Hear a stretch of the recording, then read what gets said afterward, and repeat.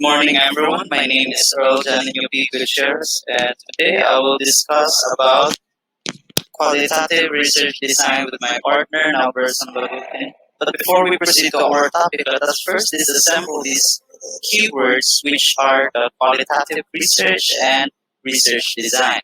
So, what is a qualitative research? Qualitative research, as defined, is a market of research method that focuses on obtaining data through open-ended and conversational communication. So, when we say open-ended, it means that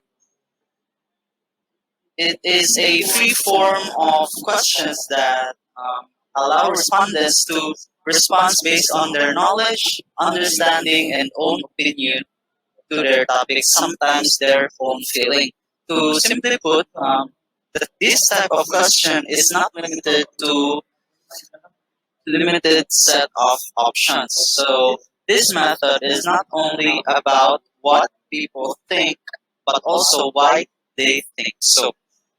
For example, considering a convenience store looking to improve its patronage, a systematic observation concludes that the number of men visiting the store are more. One good method to determine why women were not visiting the store is to conduct an in-depth interview of potential customers in the category. So the main goal in this given example is to determine why women does not visit the store more often. So the most relevant respondents to this research is the female customers. In this phase, female customers were interviewed and the researcher found out that the reason why women visit the store less often than men is because there were more male products than female ones. So going back,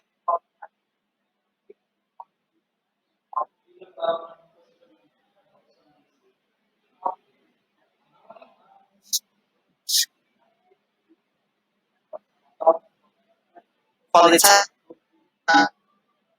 research is on process like psychology, analogy, therefore, if the or researcher also tries to understand their motivation and feelings. Understanding how your audience takes decisions can help derive conclusions in a market. So, when we say anthropology, this is a global discipline involving humanities, social sciences, and also the natural sciences. So, next one is the research design. So, the research design is a overall strategy that you choose or the researcher chooses to integrate the different components of the study in a coherent and logical way, thereby ensuring you will effectively address the research problem. It constitutes the blueprint for the collection, measurement, and of course the analysis of the data. So the research design solely depends on what kind of research that the researcher is trying to conduct. So it can be descriptive, correlational, semi-experimental, experimental, and also meta-analytic. So basically, the main purpose of research design is to identify what method the researcher will use in order to get the data that they needed in based on their research topic. So, what is a qualitative research? So, qualitative research are methods that can be used by the researchers in order to gather data from the opinion, feeling, and understanding of the respondents. It is um, unlike quantitative research, it does not tackle about numeric data and values. So, in the qualitative research design, there are four are the grounded theory, ethnographic, phenomenology, and the case study. This will be discussed by my partner, Nel Personagutin. Nel, go ahead. Anyhow, good morning. Anyhow, that the first qualitative design that I will tackle about is the grounded theory. Right? Grounded theory. So, grounded theory is a systematic procedure of data analysis, typically associated with qualitative research. The grounded theory was developed by Glaser and Strauss and is used to conceptualize phenomenon using research. Grounded theory is not seen as a descriptive method that originates from sociology. And another detail is that grounded theory is a research method that will enable us to develop a theory which offers an explanation about the main concern of a population of your substantive area and how that concern is resolved or processed. So the primary data collection method is through interviews of approximately 20 to 30 participants or until data achieves saturation. So why do we take a small amount of sample of participants, ranging only from 20 to 30 participants? So this is because we are only going to extract a specific, or rather the quality of the data. Because when we choose to have a larger number of participants, we achieve a great number of data that may not be relevant to our study. That's why we focus on a smaller sample. Next. So the next is the ethnographic studies. So ethnographic studies are qualitative procedures utilized to describe, analyze, and interpret a culture's characteristics. Ethnography was developed in the 19th and 20th centuries and used by anthropologists to explore primitive cultures different from their own. It originated from anthropology. So the primary data collection method is through observation over an extended period of time. This extended period of time is usually ranging from about a year to a decade, depending on the situation and the study that they are conducting. This is because in ethnographic studies, we will only observe the movement or the cultures of a certain ethnic group. We may find answers to common questions that would arise, for example, how and why they do this in their communities, and how they are formed through their cultural beliefs. Next is phenomenology. So phenomenology is used to identify phenomena and focus on subjective experiences and understanding the structure of those lived experiences. So it was founded in the early 20th century by Edmund Husserl and Martin Heidegger and originated from philosophy. Next. So the primary data collection method is through in-depth interviews. So why is it also in-depth interviews? This is because for phenomenology studies, these are um, based on the human experiences of certain individuals in order to understand a certain phenomenology or phenomenon rather.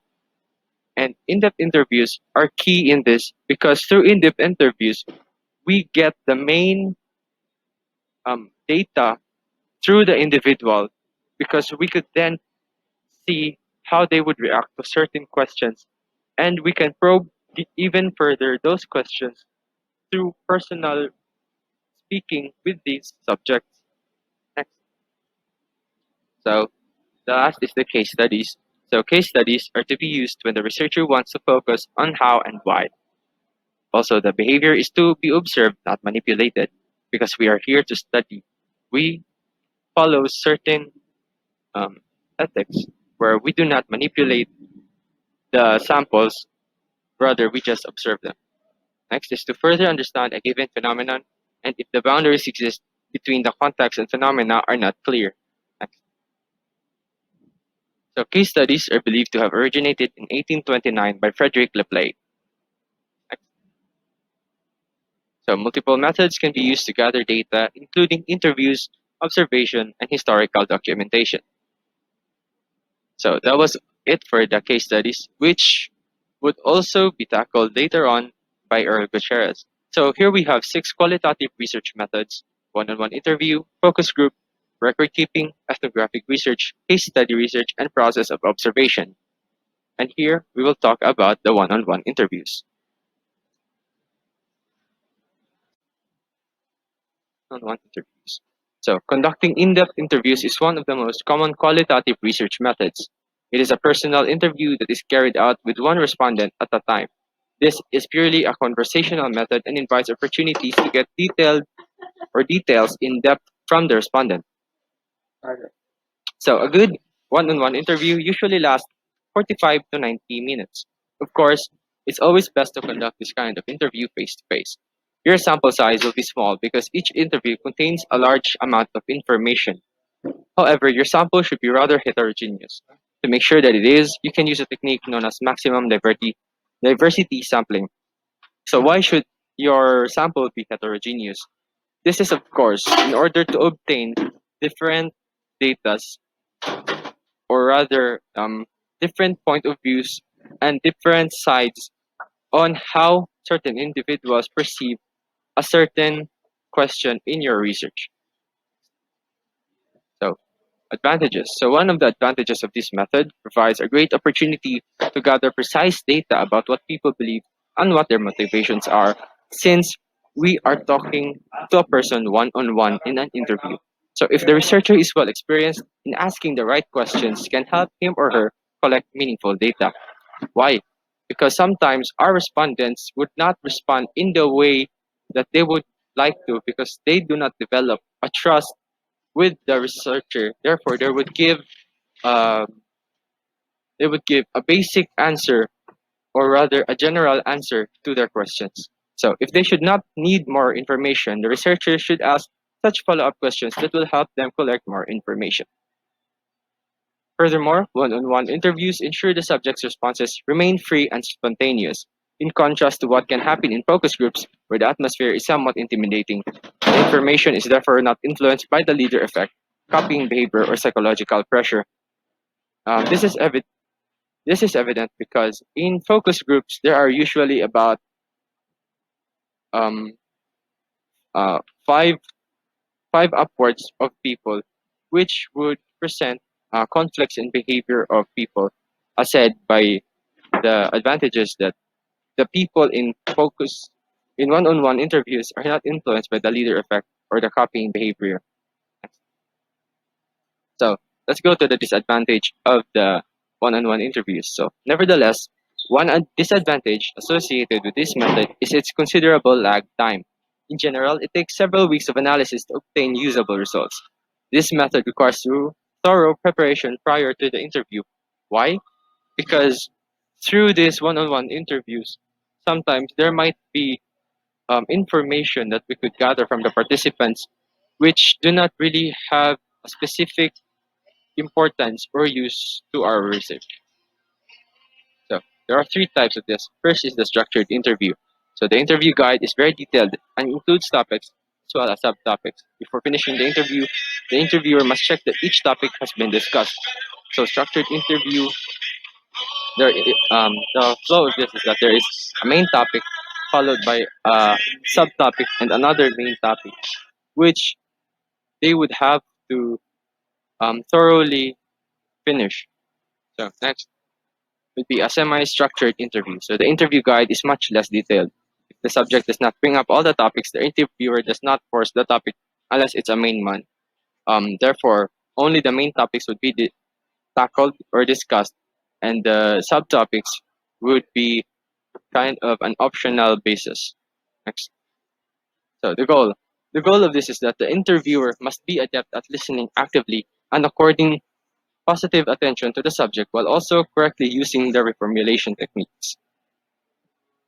So next would be the focus groups. So a focus group is also one of the commonly used qualitative research methods used in data collection.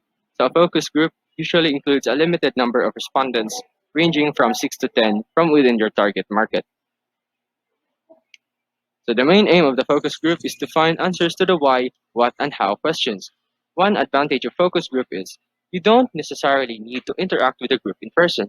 Nowadays, focus groups can be sent an online survey on various devices and responses can be collected at the click of a button. The design. So in this design, we first define the objectives of the study. So we define the purpose of the focus group, develop a list of key questions, and seek ethics. Then we identify suitable location. We select an accessible location which is also away from distractions and arrange materials. Okay, so here are some types of focus groups. So first is a single focus group. The key feature of a single focus group is the interactive discussion of a topic by a collection of all participants and a team of facilitators as one group in one place. This is the most common and classical type of focus group discussions. Next is a two-way focus group. So this format involves using two groups where one group actively discusses a topic, whereas the other observes the first group. Usually, this type of focus group is conducted behind a one-way class. So for the two-way focus group, um, there would one group would have a facilitator while the other would not have a facilitator.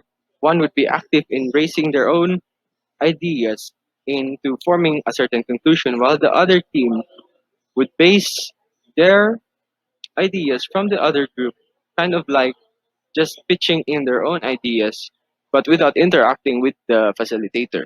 Next is a dual moderator focus group. So involves two moderators working together, each performing a different role within the same focus group. So it is just mainly having two moderators or facilitators in a certain focus group, wherein they can have their different tasks in order to maximize the outputs or to collect and gather more meaningful data from the focus group. Next is the online focus group, which was introduced earlier. So online focus groups are not a different type of focus group discussion per se, but one born out of the introduction of the internet as an adaptation of traditional methods. This was born due to the fact that focus groups need to have a certain location where there are no distractions from the general public, which may influence the interviewee or the people or the samples that are involved in the focus group. Next, so next we have the ethnographic research. So ethnographic research is the most in-depth observational method that studies people in their naturally occurring environment. This method requires the researchers to adapt to the target audience's environments, which could be anywhere from an organization to a city or any remote location. So here, geographical constraints can be an issue while collecting data. So this research design aims to understand the cultures, challenges, motivations, and settings that occur. Instead of relying on interviews and discussions, you experience the natural settings firsthand. So here are the types of ethnographic research. First, we have business ethnographic research. So in business ethnographic research, this is a design that involves observing consumer habits and target markets in order to discover true market needs and the overall disposition to your product or service.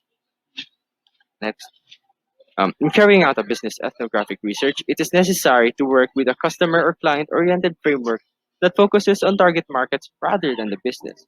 So, the aim of this research design is to discover recurring client behavioral patterns that can serve as key market insights.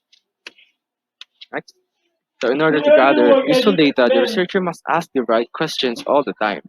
Some question examples for business ethnographic research may include the following. So, what do you enjoy about this product or service?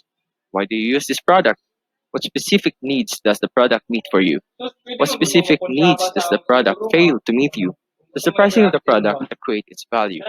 So, in this part is more of an it's more on the business side since it's for the business ethnographic research where it also focuses on the consumer's responses towards a certain product. So the next step would be an educational ethnographic research. So it is a research design that involves observing teaching and learning methods and how these affect classroom behaviors. This research model pays attention to pedagogy and its effects on learning outcomes and overall engagements by stakeholders within the classroom environment. Next. So some sample for educational ethnographic research questions may include: do you enjoy this teaching method? Does the teacher allow for feedback in his or her classes? Does the teaching method communicate objectives clearly? And what is the student's attitude toward learning? So this is focused on the responses of the students that would basically evaluate the quality of education or performance that an educator contributes or shows to them. Next is medical ethnographic research. So it is a type of ethnographical research used for qualitative investigations in healthcare. This research design helps medical practitioners to understand the dispositions of patients, ranging from the simplest to the most complex behavioral patterns. So, in addition, medical ethnographic research exposes healthcare professionals to insights on the complex needs of patients, their reaction to prescriptions, and treatment methods, plus recommendations for improvement. Here are a few questions that can be used for medical ethnographic research. For how long have you used this drug? For how long have you been on this treatment? What positive changes have you noticed so far? Have you noticed any side effects? Does this medication or treatment meet your needs? So another is a live and work. So it is also known as natural sim. Live and work is an ethnographic research technique in which the researcher observes the research variables in their natural environment in order to identify and record behavioral patterns. It may involve living in the natural environment of the group or individuals being researched for a period of time in order to record their activities. Examples of these are ethnographic researches, which are done in certain communities or even in ethnic groups, which are in isolated areas. Next. So participant observation. So it's a data collection method in ethnography research where the ethnographer gathers information by participating actively and interacting with the research subjects. So this method is quite similar to life and work techniques in a way, wherein the ethnographer gathers information by not just being a part of the group as a observer, but rather a part of a group as an active member wherein he engages with the people that he is researching. So next, so there are two types of participant observation, which I have said, which are the disguised participant observation and undisguised participant observation. Next, so surveys. So it's an ethnography research. It's an inductive research method that is used to gather information about the research subject. So this research design is also referred to as analytic induction and involves outlining hypotheses in the form rather of survey questions and administering these questions in the research environment. Next. So the next three research method designs will be discussed by my partner, El Gutierrez. El Gutierrez, your turn. Thank you, Neil. Case study research. So, case study is a method that has evolved over the past few years and developed into a valuable qualitative research method. This type of case studies focuses on phenomena within the context of real life situations. So, this is a method which a phenomenon is investigated in its real life context. It's a research strategy that is based on an in-depth investigation of a group, an event, or an individual in order to explore the underlying principal causes. So this method may look difficult to operate, however, it is one of the simplest way of conducting research as it involves a deep dive and thorough understanding of the data collection method and inferring the data. So, case study can include personal interviews, archival records, psychometric tests, and also a direct observation. So there are four types of study research, which is the illustrative case study, exploratory case study, cumulative case study, and also the critical instance case study. So illustrative case study, this is a descriptive type of case study.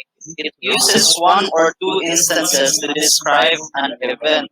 So the purpose of the illustrative case study is to make what is considered unfamiliar familiar. It also provides a common language for the readers about the subject. So the next one is the exploratory case study. This is also called as a pilot case study. It comprises condensed case studies that are performed for a large scale investigation. So the purpose is to help the researcher identify questions and select the measurement types before the main investigation. So, however, the major drawback or the disadvantage of this study is that it can make initial findings convincing and may lead the premature release as a conclusion. So, the next one is cumulative case study. So, this is a type of case study that entails the aggregation of information from different sources that were collected at varying times. So the goal is to collect past studies to enhance generalization without spending more time or cost on new and probable repetitive studies. So the last one is a critical instance case study. This examines one or several sites to examine a situation of specific interest with no or little interest in generalizing them. So it can be used to challenge or question universal or highly generalized assertions. So this method can be used to answer the cause and effect study questions. So the next one research method is the record keeping. So this method makes use of the already existing reliable documents and similar sources. This data can be used in a new research. This is similar to going to a library. There one go over books and other reference material to collect relevant data that can likely be used in the research. So in this method, the researcher will no longer make use of any respondents. Instead, they will focus on gathering data from the past articles, research papers, or any past reliable sources in order to get the answer they ought to obtain. So the next one is the process of observation. So qualitative observation is a process of research that uses subjective methodologies to gather systematic information or data. Qualitative observation is primarily used to equate quality differences. So this method, as the name implies, it is a way or a strategy of the researchers on collecting data through observing. It is classified as a participatory study. So, qualitative observation deals with the five major sensory organs and their functioning, which is mainly the sight, smell, touch, taste, and also the hearing. This doesn't involve measurements or numbers, but instead the characteristics. So, this is, as I said earlier, this is a passive participatory study, as the researcher has to involve herself in the setting, where her or his respondents are taking notes as the time passes. So the advantage of this method is that the researcher will have a direct access to research phenomena. So high levels of flexibility in terms of the application and generating of permanent record of phenomena to be referred to late in the latter part. So, well, at the same time, there is a disadvantage of this method, which is it also requires longer time requirements and high level of observer bias, as it only involves on the opinion of the researcher. So, this ends our report. Thank you for listening and have a good day.